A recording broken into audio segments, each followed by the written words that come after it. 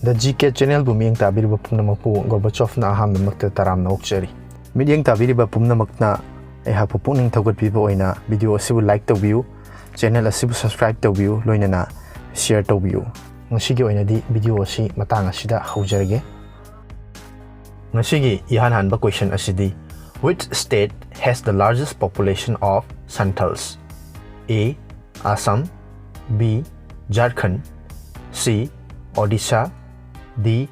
West Bengal. Makada hairiba state sing asida Santal hairiba jati asi karamba state na khwaidagi hena masing yamna leibage? A. Assam, B. Jharkhand, C. Odisha, D. West Bengal. Ngasigi anisuba question asidi: Marmagawa port is located in A. Kerala, B. Maharashtra, C. Gujarat, D. Goa. Marmagawa port hairiba asi karamba state ta leibagi? A. Kerala, anisubada Maharashtra, ahum subada Gujarat, mari subada Goa. Ngasigi ahum suba amasung aroiba question asidi: the sky appears blue because of A. Scattering of light, B. Scattering of air, C. Scattering of dust particles, D.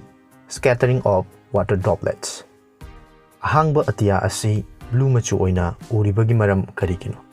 Ahanbada mangal singna chaikhai khibagini, ani subada nungsitna chaikhai bagini, ahum subada amotpa particles singna chaikhai duna leibagini, mari subada water droplets singna chaikhai duna leibagini.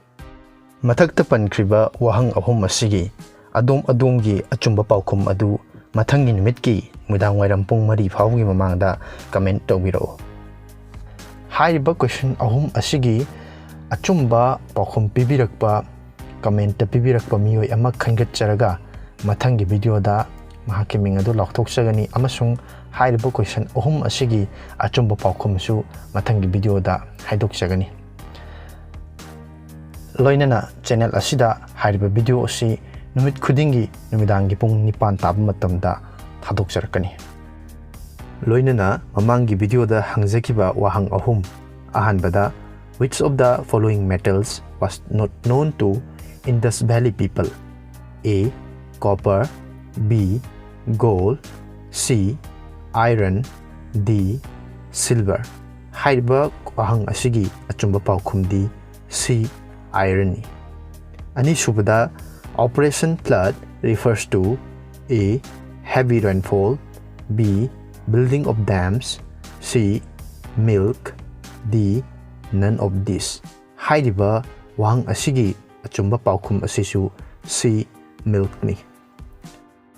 Ahum suba wahang da: what was the real name of Kautilya? A. Vishnugupta, B.